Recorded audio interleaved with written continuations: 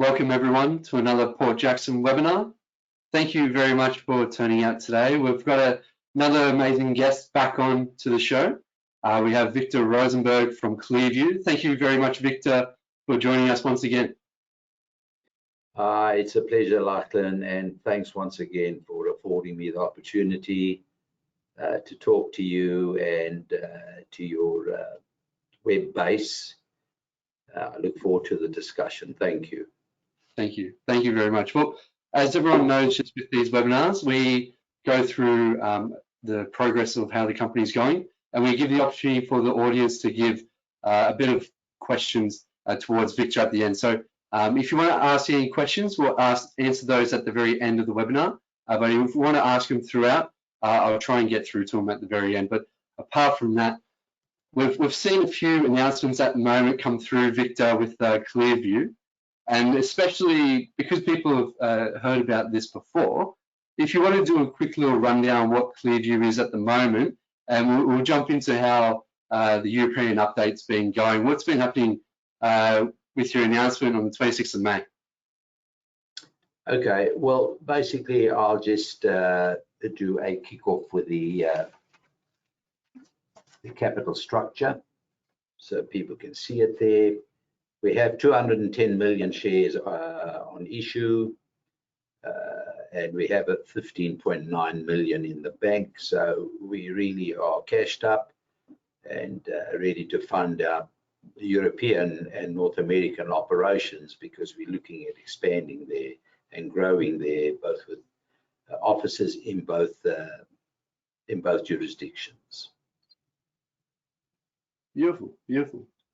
The management, the management has changed a little bit. I think since we last spoke, the board is myself, Stuart Carmichael, Roger Steiner-Price, and of course the company secretaries, Deb Ho and Brett Tucker.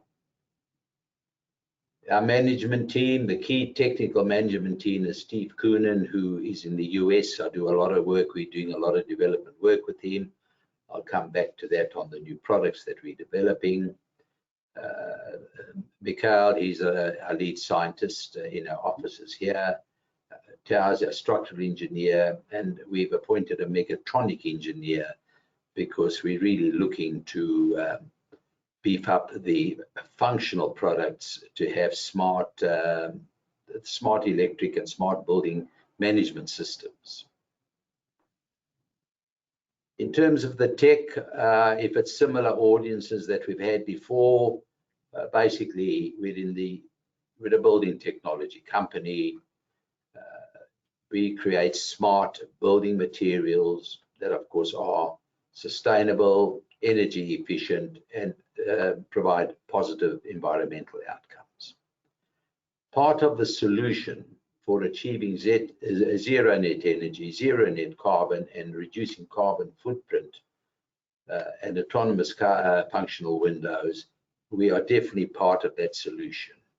And more is moving that way. People are being forced to make the changes. They've got to head towards the zero carbon. London, of course, by 2030 is talking of it. The US is talking by 2050, but they're already starting to make big moves. I'll come back to that. Our clear glass panels serves many purposes. It's energy saving and it's producing. It does both, so you get the double whammy from inside the room and outside the glass. Highly insulating, and you'll pick that up when I talk about the greenhouse. You'll see how insulating the product is, and that's what reduces the energy consumption from within the room. Another big one is we reduce the carbon footprint. You have to start reducing the carbon footprint, because the main enemy here is the big C, not the cancer, but the carbon. We have to now start removing emission of carbon in a big way and fast. The product is scalable, which makes the technology quite unique. Most technologies are difficult to scale. We can actually scale up to floor to ceiling height, which actually is a major advantage to our technology. The efficiency rating is between 3 and 4% today. And using our product, you can get significant energy savings. And we remove the unwanted UV and infrared from the building, which is then converted into electricity by various mechanisms. One of them, of course, now is luminescence, diffraction, degrating, them various mechanisms that move the light within the glass. How the technology works, as you can see from the picture there, the visible light goes through the glass and into the room or the building. The UV and the infrared are prevented from coming through. The UV is converted to the infrared range, and through the various mechanisms like I just mentioned, the infrared is then pushed to the edge of the glass where it's converted to electricity. But the one beauty with our glass, it's clear. We allow a minimum of 70% of visible light through. To our knowledge, there's no other what I call clear solar glass that has that ability that it can allow so much light through. Product services overview. We have, of course, now OEM suppliers. The sizes we can make is 3 meters plus by 1.6 meters wide. That's the makeup of the product with the PVB interlayer and the PVB strips. They are our IP, and ideally what we would look forward to in the future is having the 2 IP items shipped to licensees in all jurisdictions throughout the world where they can be assembled into a final product. You don't have to ship glass. Glass is a commodity. Glass is obtainable from all over the world. So that's the final answer. And again, by reducing the shipping, we reduce the carbon footprint. Again, they are very important and they come into play all the time. We work, of course, hoping to work on a royalty, a license and a royalty. We will always support our licensees. So we are a research and development company and a marketing company. We've also done smart facade panels, which I will show you. You can see them there at the bottom of the slide, where we have the smart facade panels, which are capable of using the energy we produce to work electrochromic technologies or light control technologies. It can bring the air ventilation into a room. If the CO2 level gets too high, it automatically kicks in to bring the ventilation into the room. In fact, one of those has just been sent to the US, where they are very interested to look at that. Particularly, people are not keen to share ducted air conditioning. So here you can have individual. You have, of course, also security cameras, and the list can go on. It depends, when and if we find more suitable applications. The competitive advantages, well, we have a lot of patents, as you can see, across the world.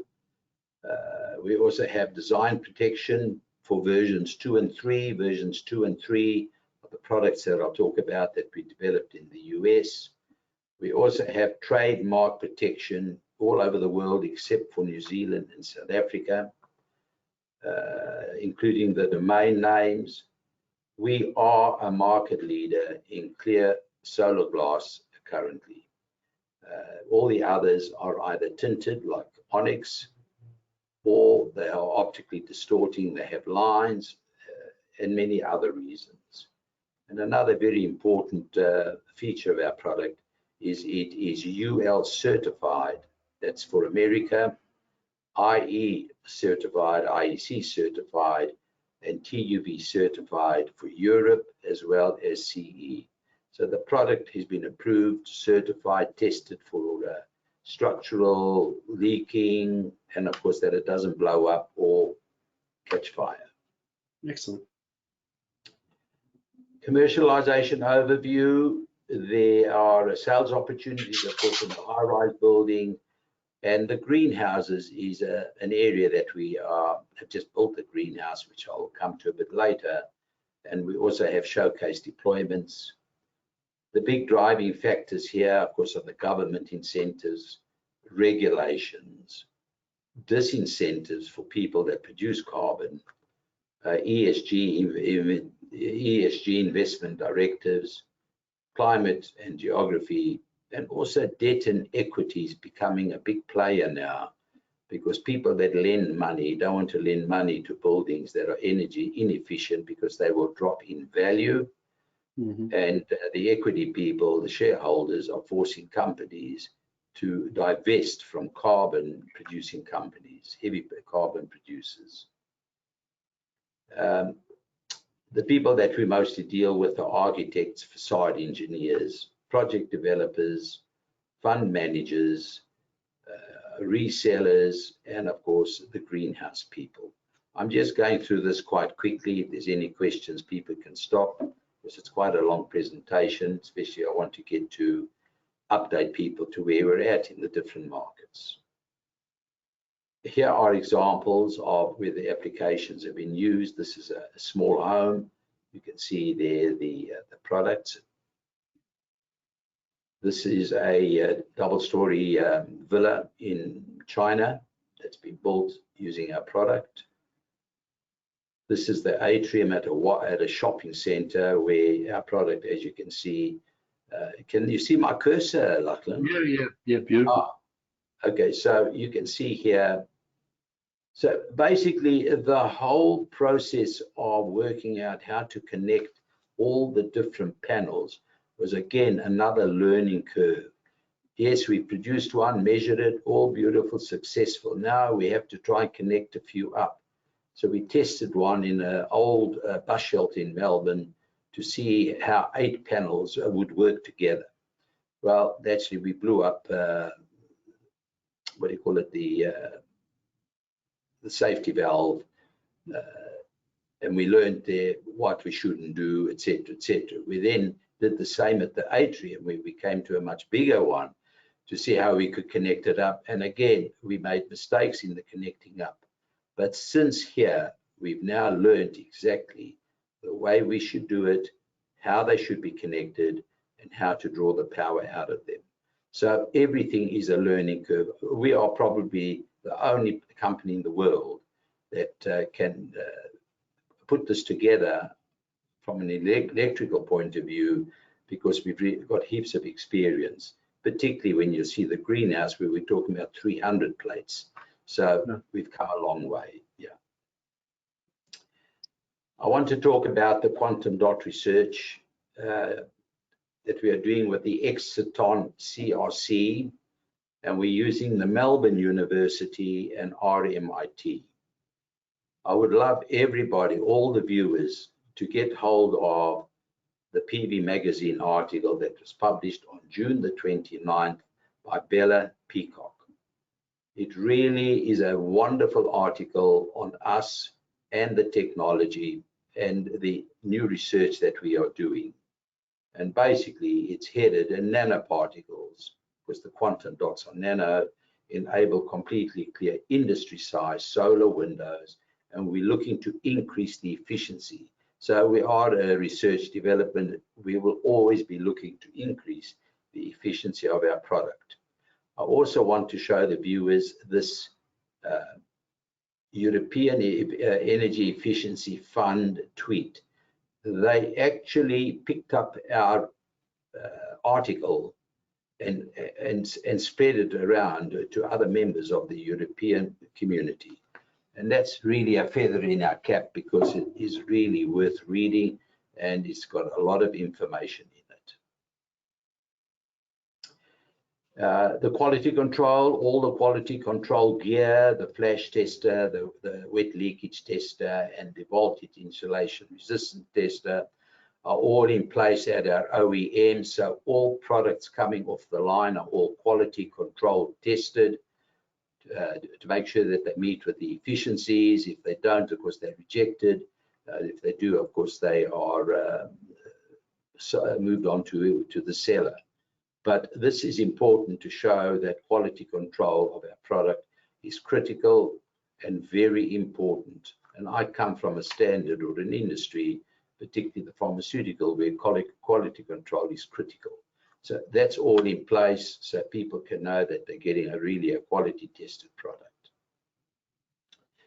I now want to come to the AWST joint venture. Yeah, so on the 26th, there was the announcement of the signing of the term sheet to establish that. How's that been progressing for you, Victor? It's been progressing well. All the various agreements are actually in progress. Hopefully they'll all be completed. That's the business plan, the management plan, the shareholder plan, whatever. They're all actually in development process. We've also have registered a company in Holland for other reasons as well, because Holland has got a much cheaper income tax threshold. It's only 10%, which makes it very attractive. And also, in order to gain access to 50 billion euros worth of green funds, you have to be registered in a European country. But I just want to, I'm not sure that this was ever brought up, but the reasons for the collaboration agreement is what I'd like to talk about as well. It's to develop smart windows using both the ClearVue technology and the AWST electrophoretic dynamic glazing technology to combine the two to produce a product that is both energy production and has light control capability. That's what we are trying to prove. And we've already done trials, we've already done testing, and one of our small 50 by 50, in fact, managed to control 4 of their big windows. We're looking to create a self-powered window and an autonomous window. To explain the importance of that. Capable of energy production, offering maximum comfort in terms of the light control and light levels. It should be automatically controlled or integrated with smart building management systems, which it will be. This will remove the need for blinds, curtains, and other window treatments, and I believe this will happen within the next 10 years. It will also remove the need for expensive wiring and side trades required by other electrochromic and light control technologies. The saving could be as much as $1,000 per window because we are autonomous. So by combining the two technologies, we would create a self-powered autonomous window. I believe this will be game-changing and it will create a new product category. This would place both companies in a position to benefit enormously from this extraordinary opportunity. And as you can see in the slide, that's what the product does. This one here at the bottom is actually cut out. That's a reflection of trees and whatever else, but it's actually black. We then go to the next slide where you can reduce the black content and it's call it like a grayish color. You can go further where it is probably 80% or 70% clear, and then we go to the last one where it is absolutely clear. It will allow 70% of light through, which is the same as us, and we've already done the drawings and the technical aspects of incorporating their product with us. So we're looking to this as a very successful venture together in a dynamic market. Beautiful. I now come to the greenhouse. Oh, sorry, I left out something about Dieter in Europe. I apologize. I had something to say about Dieter. Dieter joined us, as you know, the 1st of May. He's settled in well. He started making connections throughout Europe from, been in the game a long time. But the two big things that are coming up for us is he is going to be representing ClearVue at two major European shows. One is the International Conference for Advanced Building Skin, which is the 21st to the 22nd in Bern, Switzerland. He will also be chairing a session at that show, which will be on integrating solar technologies into facades. And the second show that he will be representing us and doing a presentation as well is called Advanced Material in Construction, and that's in Berlin, November the 18th and 19th. So we're starting to make traction and making moves in Europe, well, both through L-Star and of course both through DETA. Beautiful, beautiful. And so I think your next slide's going to go on to it anyway, but well, as the last time we had this conversation, we were talking about the Murdoch University solar greenhouse. I understand that that's been going quite well, but do we have any raw data for that? Okay, so you can see pictures of the greenhouse. We had a big major opening in the 19th of April, very successful opening, got a lot of publicity. I will not go through, or maybe I should go through the benefits of the technology within the greenhouse. The benefits, first of all, Lachlan, this is the world first clear solar greenhouse. So it's a big statement, and it's very nice to be first and be creative as we are. The significance, renewable energy for sustainable food.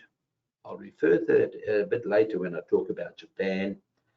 It gives environmental sustainability. It gives improved human health benefits. And what I'm referring there to is we in our closed and controlled environment should be using a minimal amount of herbicide, fungicide, pesticide, etc., the chemicals. So it's definitely a major advantage in terms of human health. It's not always easy to wash off those chemicals. So I think that's very important in terms of human health. And the higher crop yields, which I will come back to again when I talk about the data that we have just received. So when I come now to the data, we've also started the trials. The trials have started. There you see the little pots. This has been going for approximately 2 weeks now. But the greenhouse, the structure, that's our structure now, as opposed to the growing, which the university will be collecting all the data. It's functioned extremely well. From the raw data that we have received to date, it's exhibiting excellent and superior insulating properties because it controls the daytime temperature 5 to 10 degrees lower than the control room. And it gives you a nighttime temperature of 10 degrees higher than the control room, meaning you need less power to either cool it or to heat it, which is very important there. So that's you are being energy efficient. Also, the other thing that we've achieved what we call the optimal growing temperature. Yep. That's the optimal temperature where we believe you will get better crop yields, as much as 10 to 30%. You get larger biomass, and you get a much better tasting vegetable or fruit or whatever it is. And the potential is to get an additional growing period as well. And that's all worth a lot of money to the greenhouse grower. We have shown that we are capable of maintaining a plus minus 1 to 2 degrees of the optimum temperature, which should be 18 to 25 degrees centigrade. That really is important. That optimal growing temperature is really very important. In order to do that, the duration of our greenhouse, the air conditioners we used a lot less and for very short periods, whereas the control room, the HVAC, had to come on more frequently and for much longer periods to achieve the same level as the ClearVue room. So of course we use less power to achieve that optimal growth than the test room. I've had an interesting question come through from Justin. He's saying with exploration into space becoming more and more prompt for the future, has this technology been adapted for space exploration as well? I think that's an interesting question. Has there been discussions of something similar towards that? You know what, that's never come up. It's the first that actually it's been brought to my attention, because what we're looking at doing here is creating a super efficient, self-sustainable greenhouse, producing great yields, great products, and healthy products. Yep. So once we've done that and done the agricultural side of the trials, which Professor Lee will be doing, then we'll be able to put a proposition forward where we can actually back all the claims that we'd like to claim. In addition, by using less power, our greenhouse uses a lot less water. You get less evaporation, of course, than the control greenhouse, which would be unbelievably suited to deserts and very dry regions. And we've just introduced some robots to image each plant, that is to measure the growth of the plant, because it's not easy just with the eye to see it, but here with the pictures, they take them 24 hours a day, they can actually measure the growth. And the other robot is to do physiological measurements to actually see the photosynthesis rate, the yield. And just on that, I got another question from Benjamin, sorry, on the greenhouse. Is it fully self-sufficient, or does it rely, does it power its AC through the window energy, or does it have a little bit still grid dependent? Okay, it's too early days because there's a lot of fine tuning still to do between what they call it, water spraying and maybe blinds, to see how we can even reduce the energy consumption further. I don't think it'll be totally sustainable, not right now.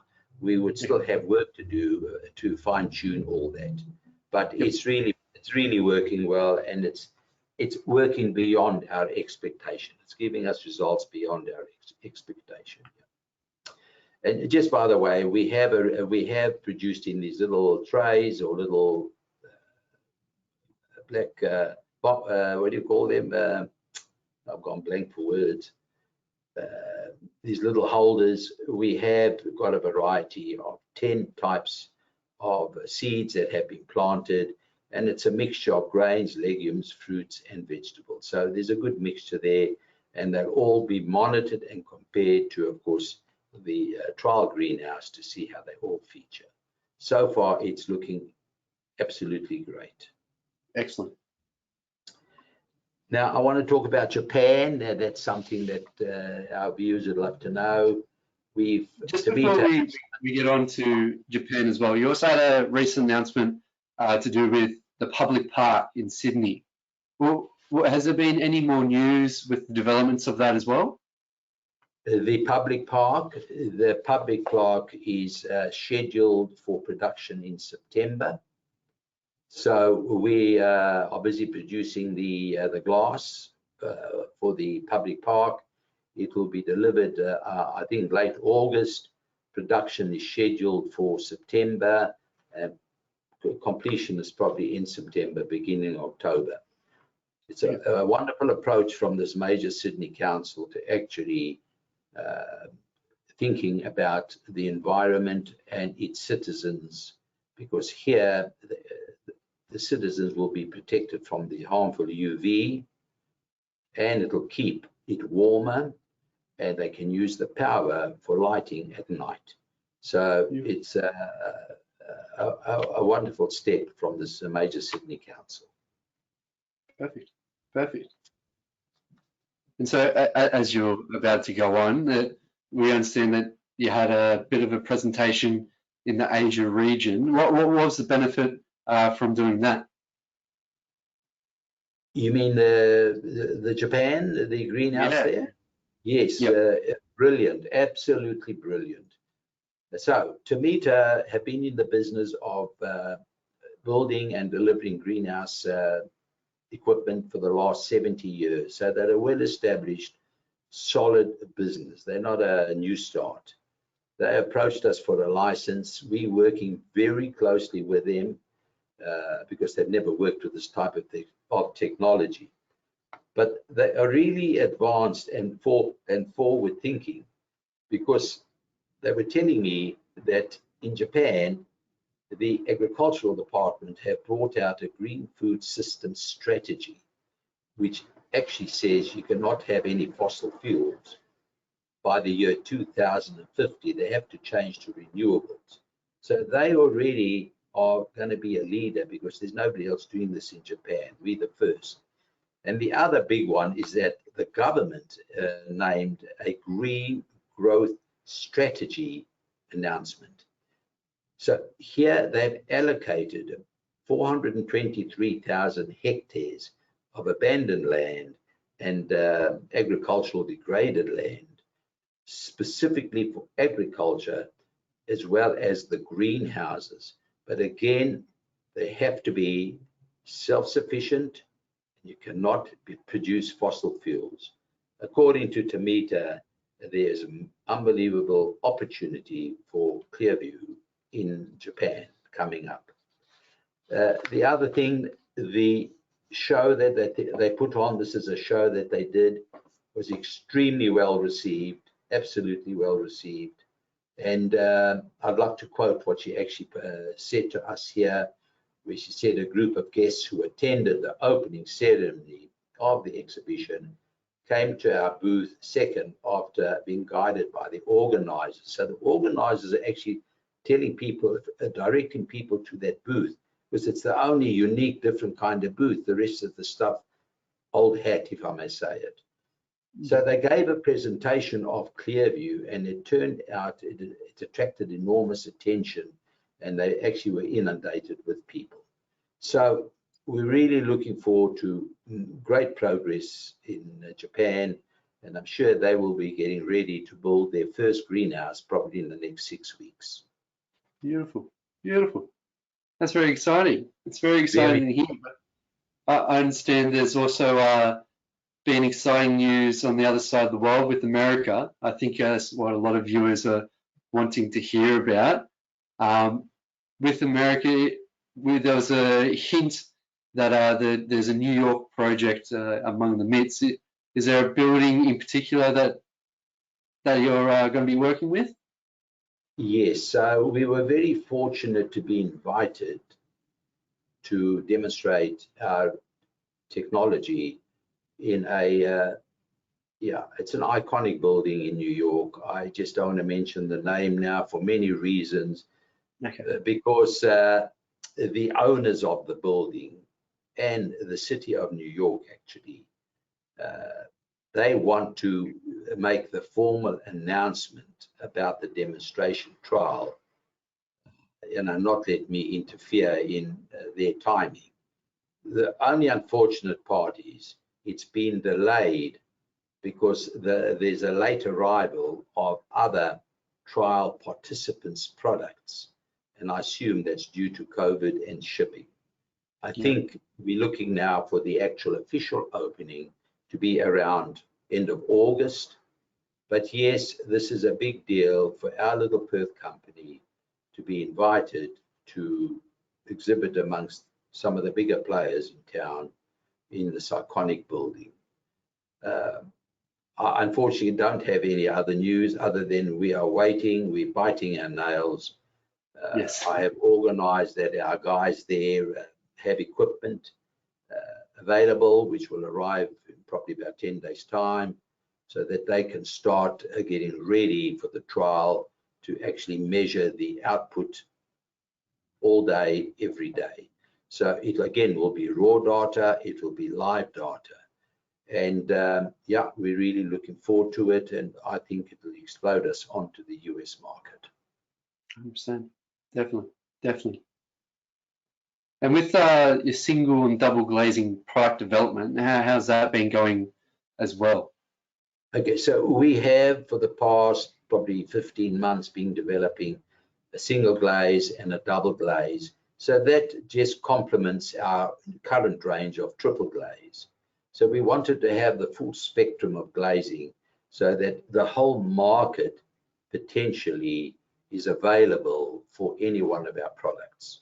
The single glazing one, of course, could be, of course, for houses and, of course, buildings, retrofits, new, and also for the automobile or transport industry, because they are also going to have to use products that can give 70% of light, because that's the minimum you can allow through the front windscreen, but at the same time to give power and keep the cabin cooler. So you're saving energy from air conditioners by keeping the cabin cooler. The double glazing is very much suited to the retrofit market and of course the new build as well.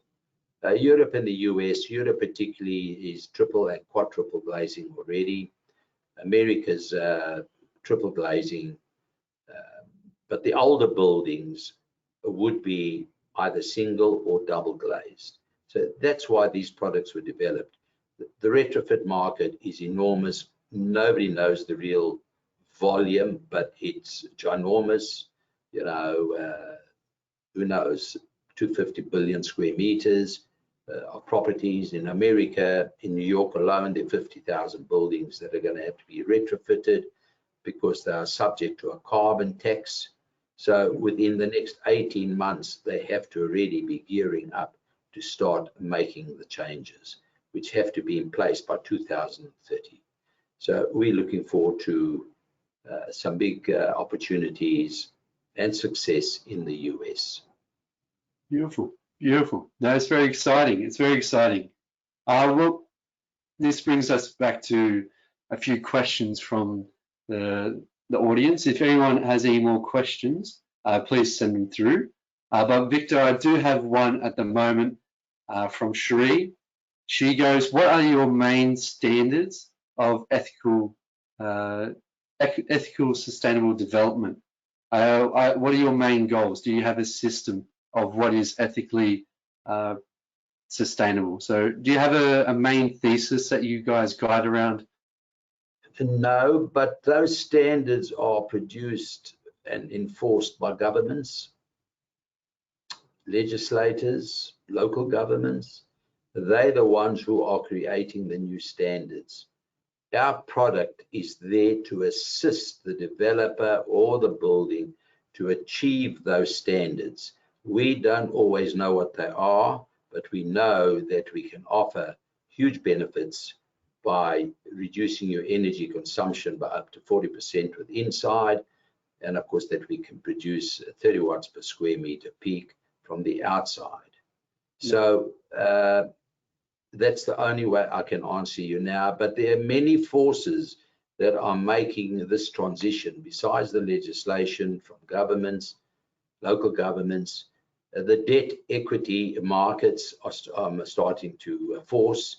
In other words, the banks that lend buildings money, if they can see that they're energy efficient, they will not be keen to lend their money because their value is going to drop. And the equity players will be more looking to where they would invest their money. They definitely wouldn't put it into companies that are in the carbon producing sphere. So there are many factors, and we actually have the products that suit the time going forward in the sustainable world. Beautiful, beautiful. Well, I think that will wrap us up for today. Victor, if you have any final comments? No, I think I've covered everything. Were you happy with the presentation? That was perfect. I'm sure the audience thoroughly enjoyed. I definitely am very eager to hear more about upcoming announcements with America and Japan, and definitely from the Netherlands as well. Yes. Ladies and gentlemen, if you have any questions, don't threat. We'll get in contact and we can answer those as well. Victor is also if you want to get in touch with ClearVue as well, you're welcome to do that. I welcome you to retweet the magazine as well from Bella, was it? You need to read the magazine from Bella. Just let me get it again. It was, you know, the fact that the European Energy Efficiency Fund noted it and distributed to all their members, you know, that does say a lot. It's got a lot of real value in there, and there's a lot on ClearVue itself. So I would love the participants to read that. Yes. Beautiful. And you know, one other thing, Lachlan, there are not too many companies in the green space who have sustainable products and can reduce carbon footprints and are essential products. Windsor, you can't do without windows. We are very few players in the world and in the markets that people can invest in if they want to participate. Exactly right. Exactly right. Well, thank you very much, Victor, for coming back. A pleasure to have you on board. This has been another production by Port Jackson Securities, and thank you all. Talk to you soon. Bye. Thanks, Doctor. Thank you very much. Thank you. Bye-bye. Bye-bye.